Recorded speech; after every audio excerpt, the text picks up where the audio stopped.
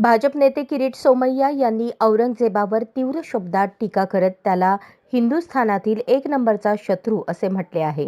त्यांच्या या वक्तव्यामुळे महाराष्ट्राच्या राजकीय आणि सामाजिक वर्तुळात मोठी चर्चा सुरू झाली आहे.